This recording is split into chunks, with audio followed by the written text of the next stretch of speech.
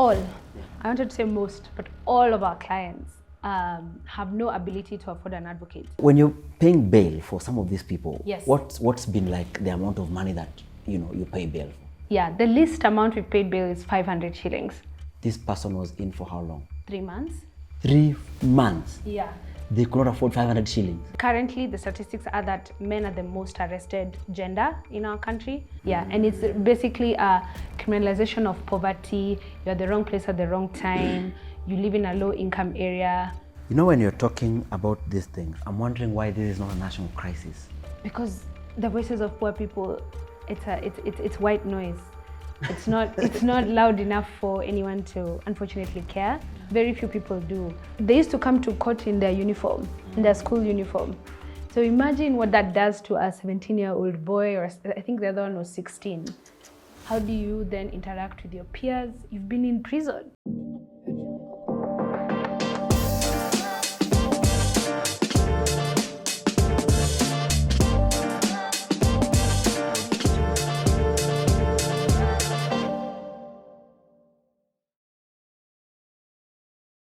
Welcome back to another episode of Manspective Africa. We are breaking the ceiling, hosting women, by the way, on this show for the first time.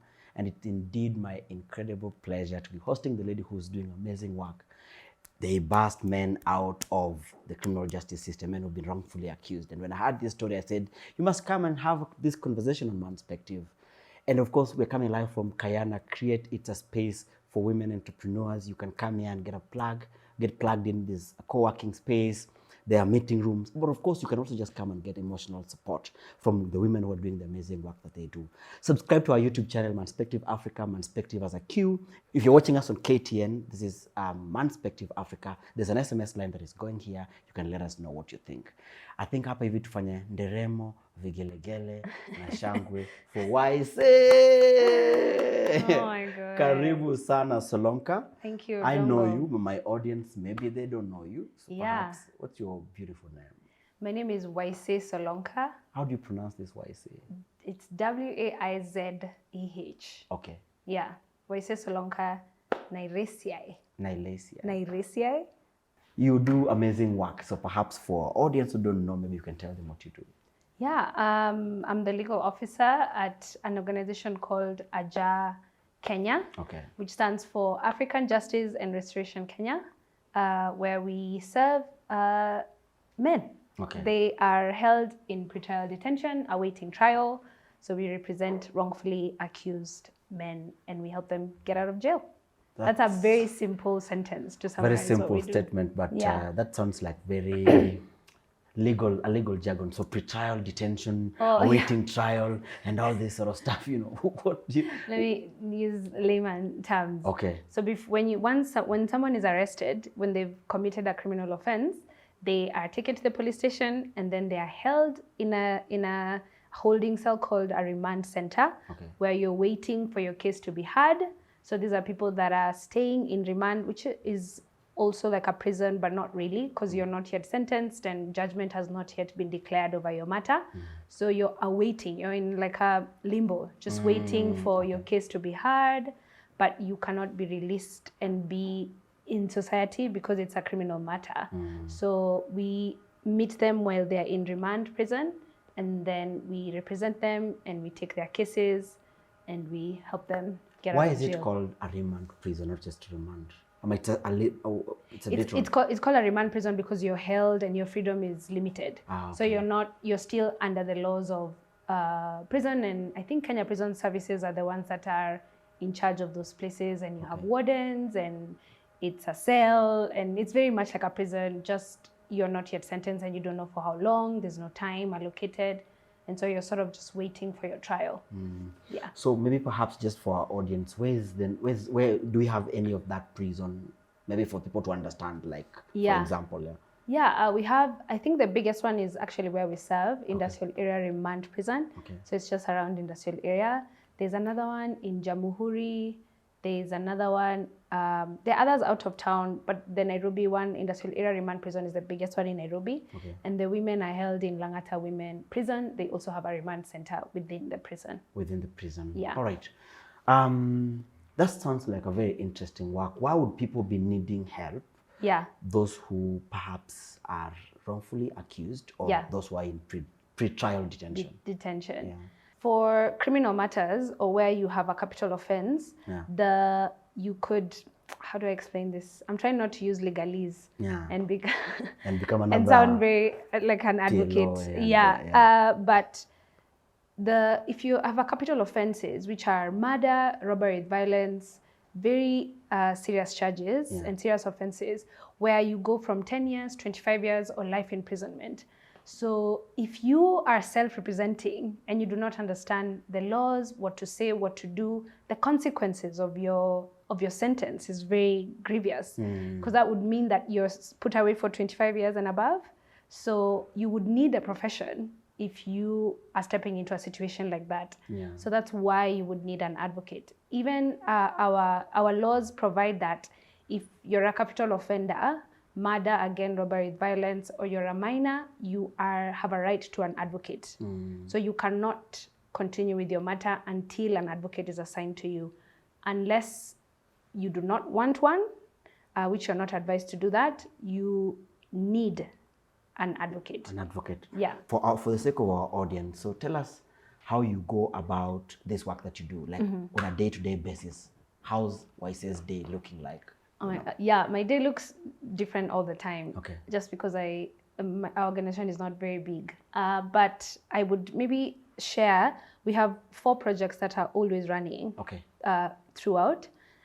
So we have the first one, which is our big one, which is the legal representation one, where we do a prison visit and then we meet you in prison. We have a one-on-one conversation, as we are having one here with you, Odongo, and we ask the right questions and we interview.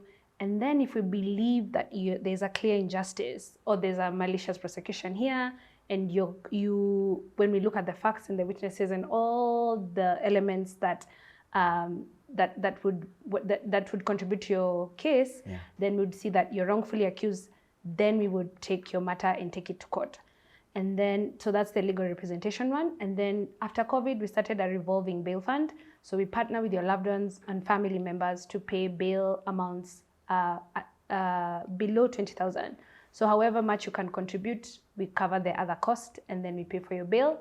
And then we have a prison civic education days, which we do like twice a month, where we train people how to self-represent. So we serve the larger prison community. So we train self-representation. We have moot courts. I don't know if you're familiar with moot courts. Moot courts, yeah. For anyone that's not, a moot court is just like a pretend court. Yeah. So we do that, and we do a Q&As, and we have time for them to ask us questions. And then another one that we don't do as often is the civic education days in the communities. So we partner with social justice centers, and we train people on the rights of an arrested person. How do we prevent you from leaving your home to being in remand? So we do. So those are usually the 4 projects that are always running in Ajar. Yeah. Help us make sense of the numbers of people who are in pre-trial detention, and the scenario. Just help us paint a picture of what's on the ground here. So interesting, we mainly serve in Industrial Remand Center, like I mentioned. Industrial Remand Center was built in 1940. So it's around for a very long time. The capacity that it's supposed to hold is 800 remandees at any one time. But currently it holds 3,000 remandees. Wow. Which is that double or triple? That's almost triple. Yeah, that's almost triple. Double would be 16, triple would be 2-4. In fact, it's more than triple. It's more than triple. Almost 4 times quadruple, Yes. So we have 3,000 remandees in Industrial Remand Center. 80% of those are petty offenses. At least we consider it petty offenses. And so the numbers are staggering, which leads to overpopulation. It's overcrowding. The facilities are not enough. And it's just not a very wonderful place to be in. Yeah. Okay, so you have over 3,000. These are men. Yes. Who are in a facility that is supposed to host like about 800 people. Yes. How does that then affect their living conditions in there? Have had the privilege of going around and looking at their living conditions, and it's been, I don't know if I can even describe the situation in remand.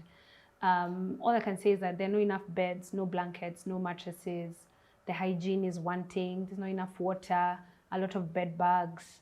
In the non-existent beds. In the non-existent beds, Yeah. on the mattresses. Yeah. And even as I'm sharing it, I'm trying to be careful because we have a very wonderful relationship with the officer in charge there, but he's aware of the situation. And Ajar has tried to partner with, I guess, our church and other people to provide. We've done a mattress run, a blankets run, but it's just not enough.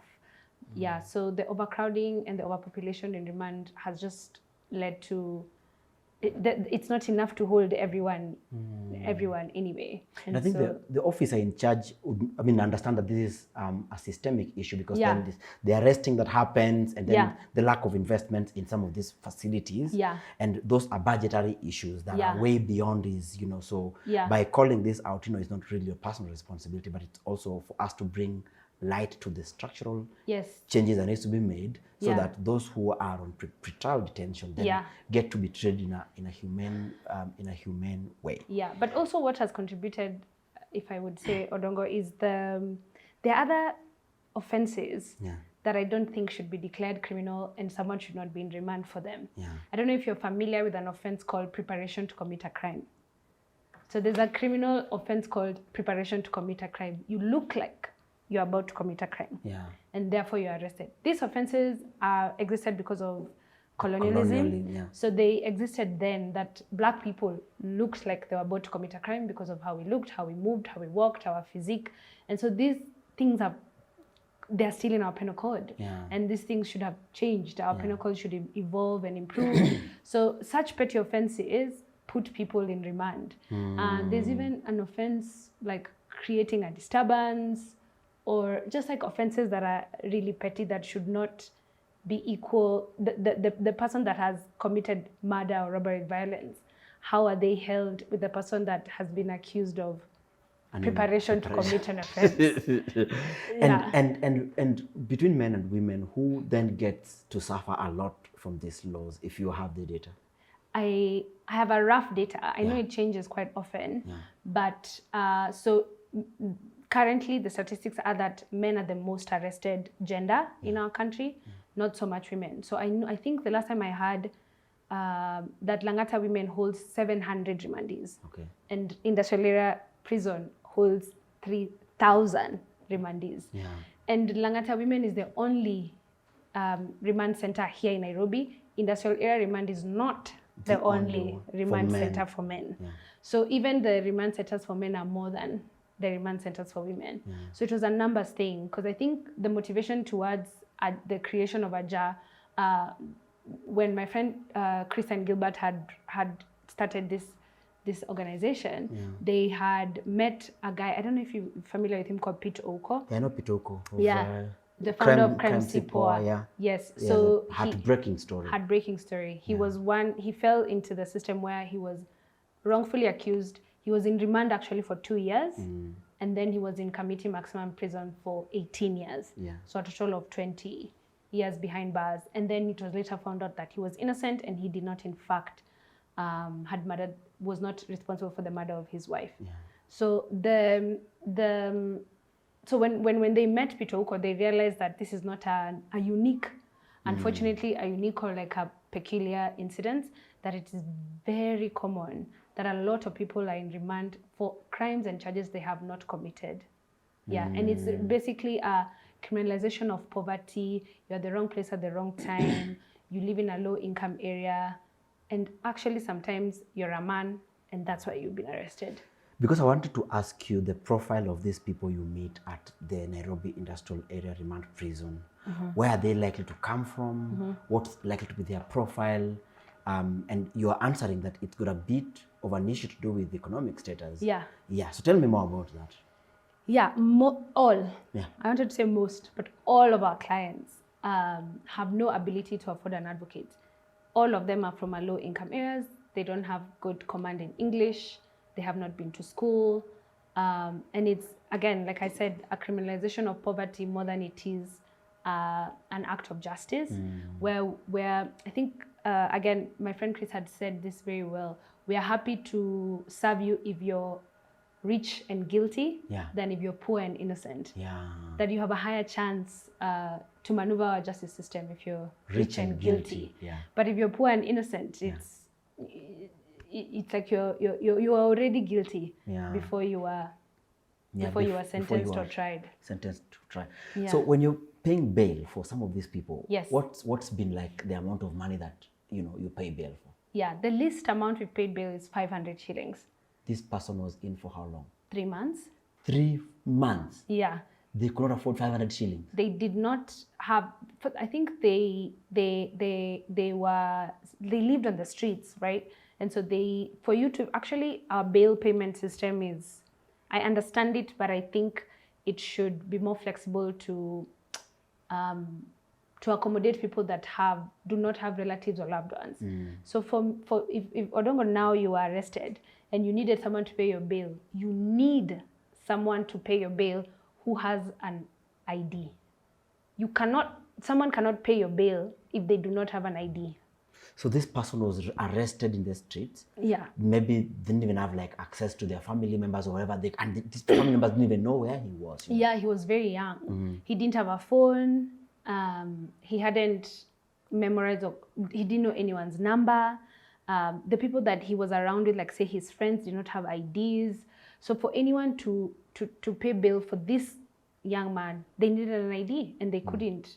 If they don't have an ID, then they cannot come to court and make that payment for you. And what happened when you guys released him? How was that moment for him? I say every time that I wish everyone could be present for when we have completed a matter and won a case. It's a very euphoric, miraculous experience, to be honest. And I think what makes it, but then there are two situations when that situation happens. So one, there are people that have great support, that when they're coming out of prison, they are welcomed by a group of people that love them and care for them and that are excited to have them back. Yeah. But there's a group of people that we've represented before that have no one waiting for them when they are released. So that has been difficult for us, especially just because one of our clients came out and was like, so am I going with you? Where should I go? Am I following you to where you're going? Should I go back to prison? Like, it's very complicated if you have no one receiving you. Because what happens is, again, these people are low, they're from low income areas, and their careers is very tied to daily wages. So it's not like their work is waiting for them, or their houses are waiting for them. If someone was earning a daily wage, then therefore their landlord gave out their house. Their things were already thrown out or stolen. Yeah. Their phones were taken by the police. They have no one. They don't have, apart from the clothes on their back, that's it. That's the only thing they have that they could call their own. So it's very difficult in situations like that. And we tried to launch an aftercare program, but if I'm being honest, it requires a lot of money. And there's no halfway houses for men, actually. Only for, I think, teenage boys, there's a halfway house for that. And there are halfway houses for women. There are no halfway houses for adult men. Somebody who might not understand, what's a halfway house? The halfway house is where someone who, before they get on their feet, they would be sent there. Maybe they'd be given shelter, food, clothing, some sort of training, so that they can be able to reintegrate back to society. So if you do not have relatives or friends or anyone to host you, then you would be sent to a halfway house. You know, when you're talking about these things, I'm wondering why this is not a national crisis. It should be. Why is it not a national crisis that 3,000 men, majority are probably innocent, wrongfully accused, picked up by overzealous, corrupt policemen, because not all policemen are like that, and picked up, and because they don't have maybe the ability to pay an instant bribe, they find themselves in the police, and then they're taken to court, and then eventually they find themselves in the Nairobi Industrial Area Remand Prison, and then they are stuck in the system. So why is this not a national crisis? Because the voices of poor people are not, no one listens to them. It's white noise. It's not loud enough for anyone to unfortunately care. Very few people do, but it's not, it's the voice of a poor person. Yeah. So we can ignore that as long as it's not affecting us, because if it's not affecting us, it's okay. You know? But do we understand the impact of picking up a person and then dumping them in a criminal justice system where they are likely not to get justice, and then expecting them to come out and be functional members of the society? Do we realize the damage that this thing does to people? And perhaps because you've done this work, maybe you could help us understand. How have you seen this play out in terms of the impact of this? Maybe somebody was innocently accused and then wrongfully accused rather, then was found innocent later. What's the impact of this on them? I think I remember, maybe I can share a story. So we had these clients that we met who were under the age of 18. So they were minors held in an adult remand center, is that legal? It's not. So usually when you're arraigned, you need to do an age assessment to confirm that indeed you're under the age of 18 or over the age of 18. So they had been accused of murder and illegal possession of firearms. They had collected used bullet shells and made them into necklaces, as a teenage boy would do. So they were playing football, they found bullet shells, they made them into necklaces, they posted it online. And then around their area, I think they lived in Mathare or Mukuru kwa Jenga. I could be wrong. There was a murder that happened in that area. So they were arraigned, taken from their home, accused of murder and possession of illegal firearms, which those two charges are capital offenses. They are very, very, the sentencing of those two are very, very serious. And so when we met them, they had been given a cash bill for the specific possession of firearms. Their cash bill was 100,000 each. These two boys are from Mathare. They are single mom households, and they were actually in high school. Like they were on holiday when they were arrested. And when we met them, they were in remand for almost a year. So the consequences of such a wrongful arrest is that one of them was actually on scholarship. And this scholarship was then retracted, because one of the conditions of the scholarship was that you will have good behavior. So they had then lost their scholarship, they were not in school, there's a lot of violence and sexual abuse in remand, either by your other remandees or unfortunately even by the wardens.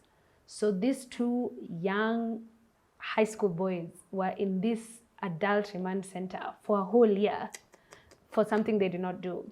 So since we took their case, the murder charges were dropped and also the illegal possession of firearm charges were dropped, which it was a clear injustice. Like it was so clear that there was an injustice here. And so the consequence of that was that after they had left, we then spoke to the scholarship program and he was able to go back on scholarship, but they had to go back to high school. And even when they were in school, they used to come back when they were in school and they had a hearing, they had to be removed from school and come for the hearing. I don't know if you've been to Makadara Criminal Court. I've been there. It's very, I don't know how to explain it. I have been put there because of a traffic offense. Yeah. I was placed in the cell for Konyuma. And I remember till today, I said I'll never encounter that thing again. Yes. So imagine they used to come to court in their uniform, in their school uniform. So imagine what that does to a 17-year-old boy, or I think the other one was 16. And it was really difficult for them actually I think it still is. Some of it is still there, because how do you then interact with your peers? You've been in prison. Like you've been in, where were you in the year that you're not in school? You were in prison. And just as it's very difficult for people to hear that and people hear that you're in prison, they don't hear that you are innocent. You leave them at but you are in prison. Oh my goodness. So Waizeh, this sounds like a really big problem, because even, for example, the cops who are picking these kids are mostly male, and they're picking young boys who could easily be their small brothers. Why do you think that there's just this lack of empathy and understanding that perhaps I might need to be a father or I might need to be a big brother? Yes. Why are they so quick to, just write these faulty charges and shove them into this horrible criminal justice system? What do they stand to gain in this entire process? I don't think I can speak for them, but maybe I can. I think, in my opinion, I think, and I don't mean to speak for the boy child. I'm very aware that I'm not one. Yeah. And so I can only speak from a point of The work you do. Of the work I do, and that I am in close proximity to people like that. Yeah. I think there's an assumption that innocent people are saints, right? So anyone we represent is not a saint. So in the way they speak to authority, how they express themselves, their behavior, when they are spoken to by authority, how they respond. So there's like there's a way the authority requires someone to behave in order for them to be perceived as innocent. Yes, to be perceived as innocent. Maybe you need to be meek and not as, you don't need to talk back, you don't need to ask questions, you need to speak very good English, you cannot speak Sheng, you cannot have dreadlocks. Like there's a very particular person that is then targeted by this injustice. So it's always that for you to be treated maybe in an nonviolent way, for someone to hear what you're saying, there's a way I need you to present yourself. And when that is not available, then I resort to violence, or I don't hear you. And so, like I said, like we don't represent saints. Like there's a particular case with our client who was in remand for almost 2 years. He had bought his nephew a toy gun, and he was very drunk when he was arrested. And he, as a drunk person would, when he was arrested by cops, he was very rude, and he did not, I guess he was very unkind to the police officers. But the charge that was written was the wrong charge. He was charged with possession of illegal firearms. So it's not, his rudeness is not illegal firearms. But then when he was arrested, he was very drunk, he abused the cops, they put him in the police cell rightfully. And when he was sober, they should have released him, and that should have been it. But now they gave him this criminal charge. And he called his wife to come and pay the bribe that the cops had asked him for. And when his wife found out that he was in the police cell, she ran away. She sold everything. They had a motorcycle and an M-Pesa business, sold everything and ran away. When we contacted the wife and we asked her, your husband has been in for 2 years. 2 years from that one encounter? Yes. And we're like, what happened? What is going on? And she said that he was a very abusive husband. And so what I'm saying is that we don't represent saints, but that does not justify someone being wrongfully accused for a crime they have not committed. And I think as a society, we are very uncomfortable and uneasy with people that are not perfect. That we think that for you to deserve justice, you have to never have done anything wrong ever, right? Especially with men, we don't give second chances. We're like, well, I think I've heard a phrase that says, what is right with you in this situation is right in every other situation. That if you are unworthy here, then you're unworthy everywhere else. And I think justice doesn't work like that, right? Justice is you should be punished or arraigned for the mistake you have done. Yeah. Waizeh, you are an advocate of the High Court of Kenya, nonetheless. Yes. All we know about advocates is, big English and cutting deals and, appearing next to owners of V8 and people who have swindled this country. Yeah. Allegedly, Allegedly. Why are you doing this difficult work? I think I don't know if it's my upbringing, but I was raised to think or to imagine that I could make a difference. Okay. So I blame my parents. Who raised you to make you believe that? From a very young age, they were just like, you could do something about that, or you could change that. Okay. And of course, there's a motivation by my faith, obviously, where I think Jesus was very particular with every choice of word he made. Yeah. And I think in the good book, in the Bible, it says, I was in prison and you did not visit me.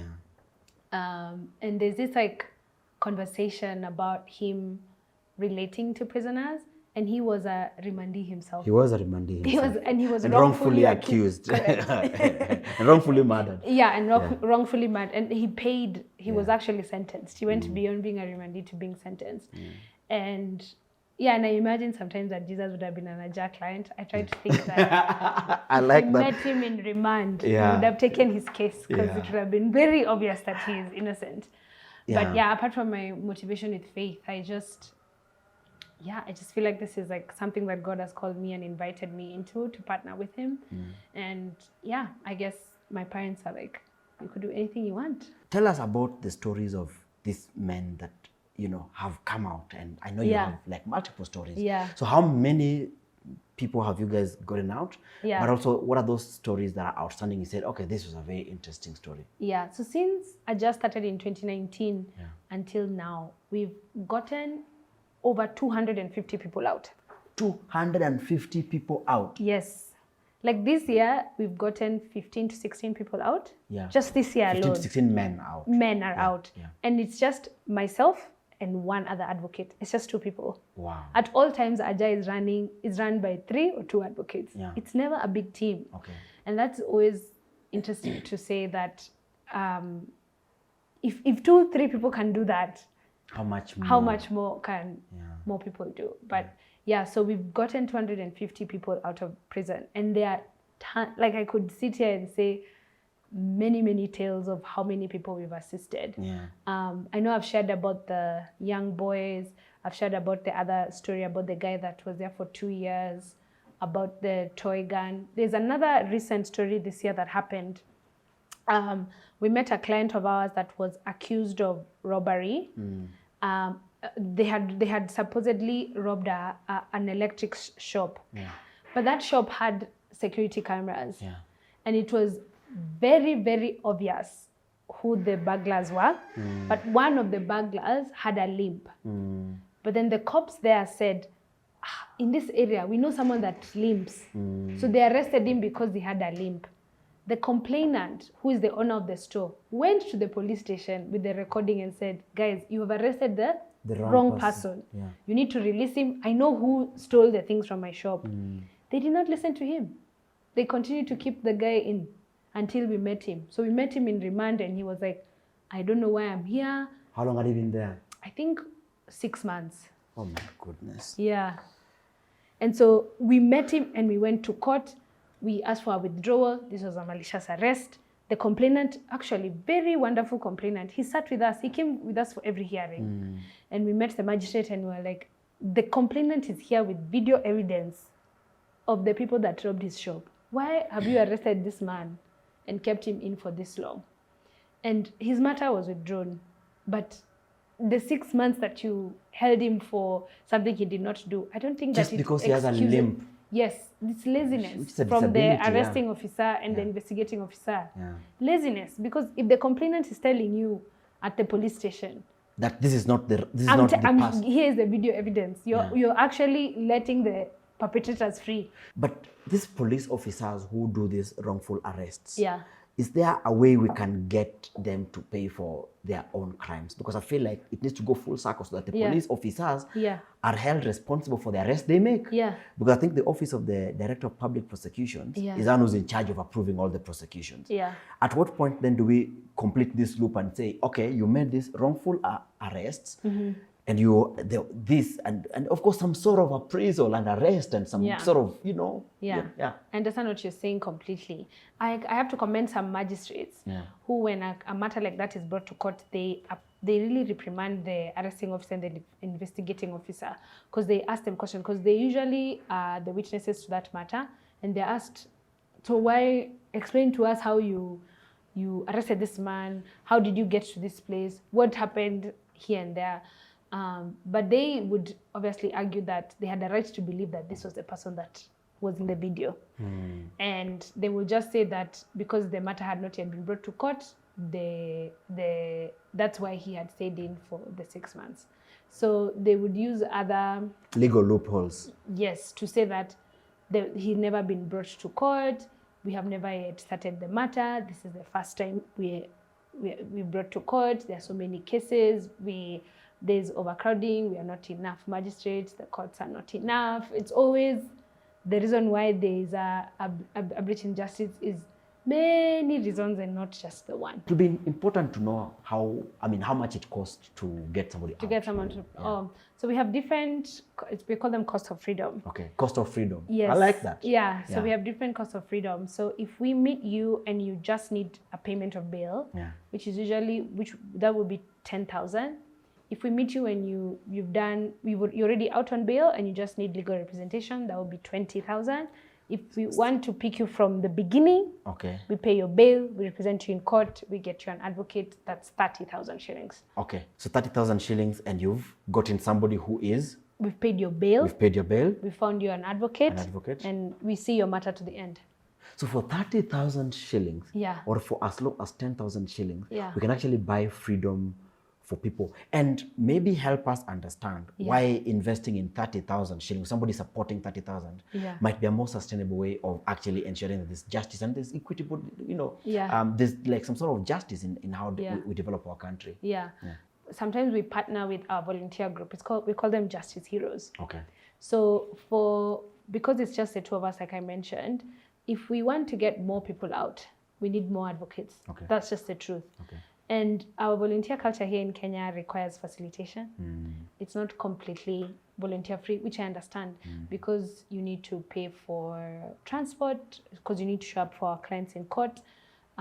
You just need small expenses that require for you to then go to court and represent someone. So the 30,000 would be, you'd be assigned a volunteer advocate, and would pay your cash bail, and we'd see your matter through. And cases last from 7 months to 2 years.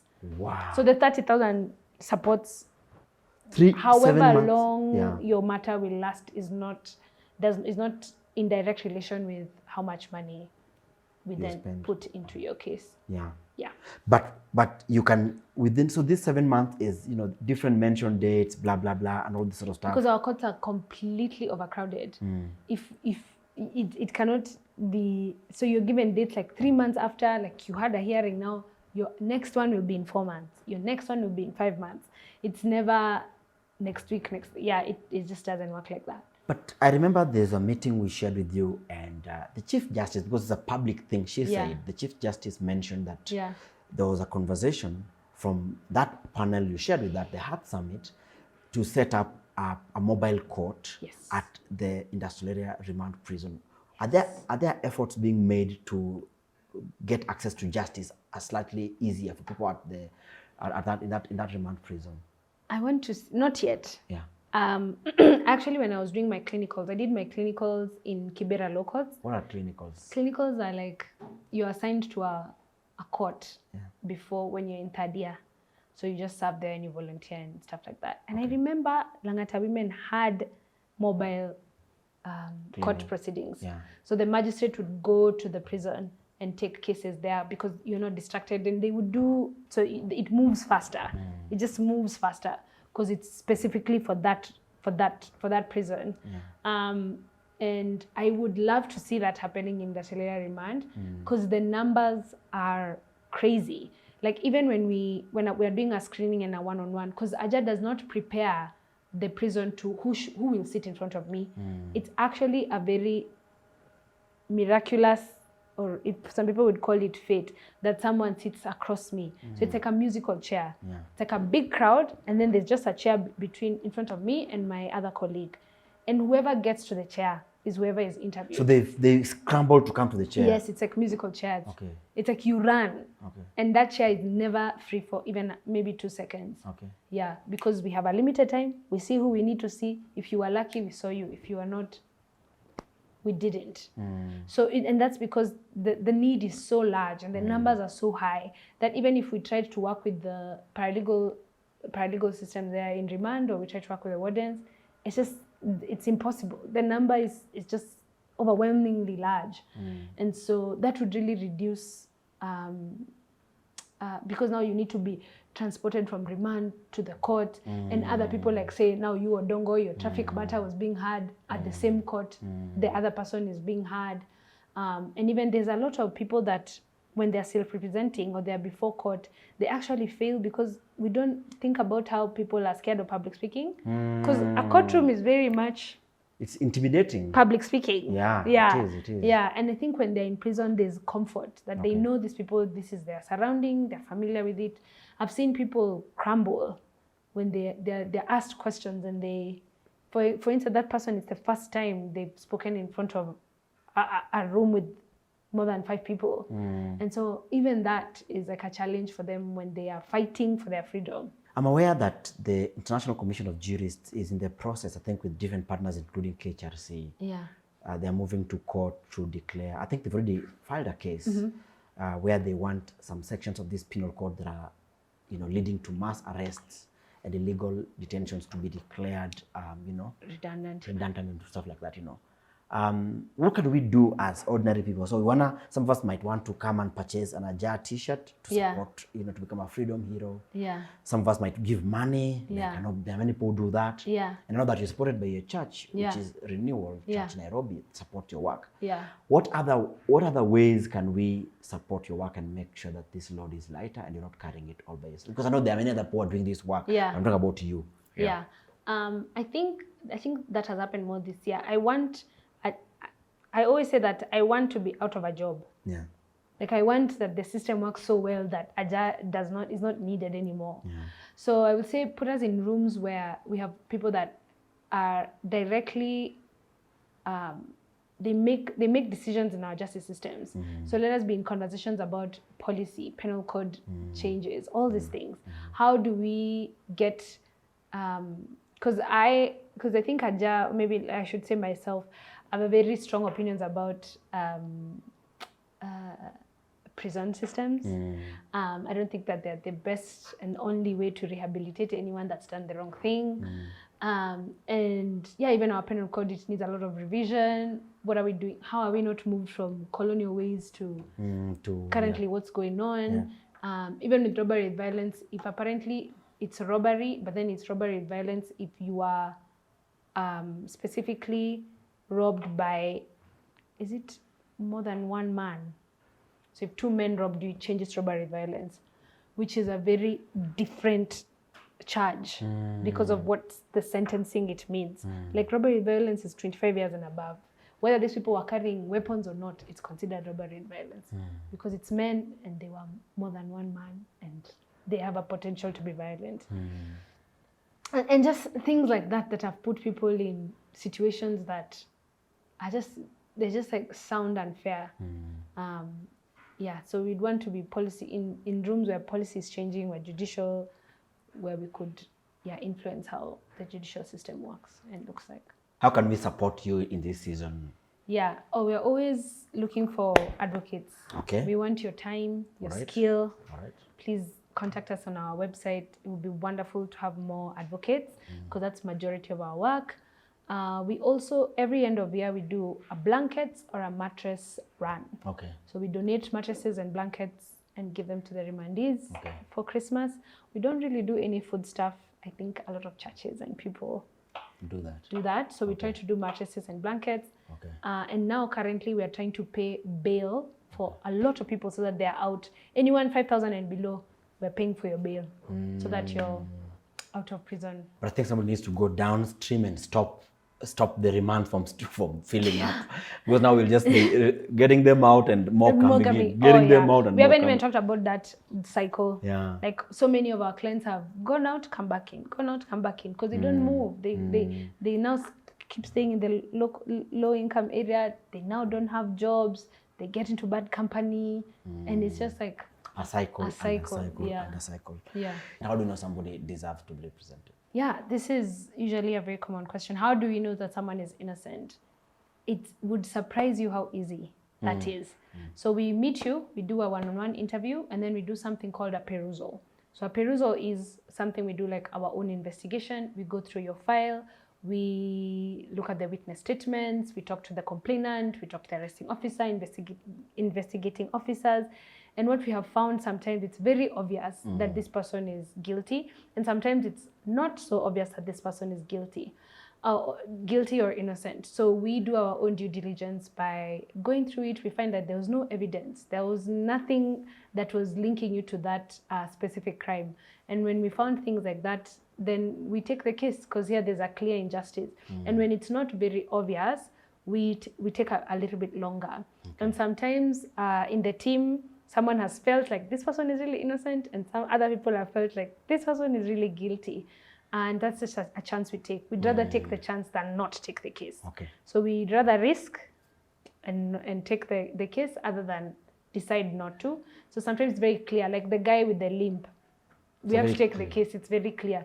The children with the bullet shells, it was very clear. We did a ballistic report to make sure that the number on the bullet shell and the number that committed the murder was not the same. So we do our own investigation, and it's very clear and very obvious that someone is guilty or innocent.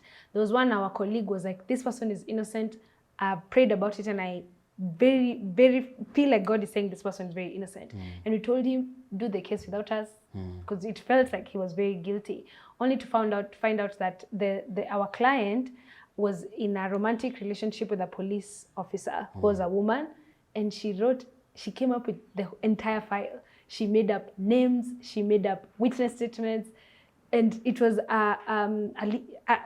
specifically a leading of the Lord that made this person.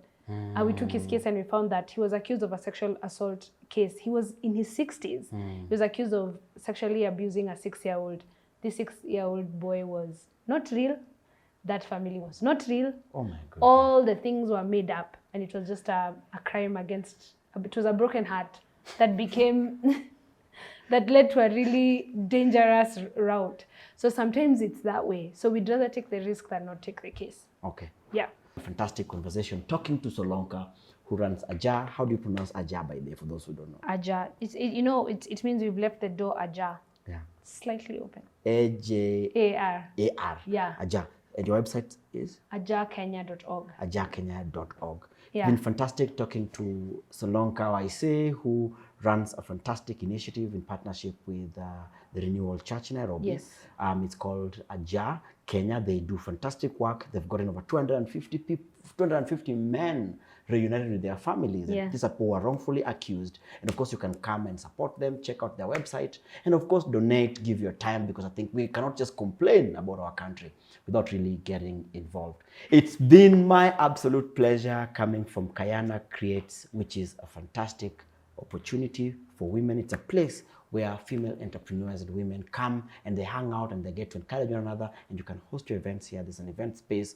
You can of course do your meetings here. It's a boardroom, and of course you can also come and be a member. And they've got all these 250 women who are doing amazing work here, and they plug you into the over 10,000 networks that they have. Let us know what you think about Manspective Africa. The hashtag is Manspective Africa. Our YouTube channel is Manspective Africa. By all means, subscribe, leave your comment, and if you're watching us on YouTube, we are live on KTN every Wednesday at 8 p.m. and we'd be happy to hear your thoughts. Who do you want us to host next? What else do you want us to do? And of course, we'd love you to partner with organizations that we bring on board here, like Ajar. Check out their websites, and of course, we'd be more happier if you leave us a comment and share our content. Thank you so much.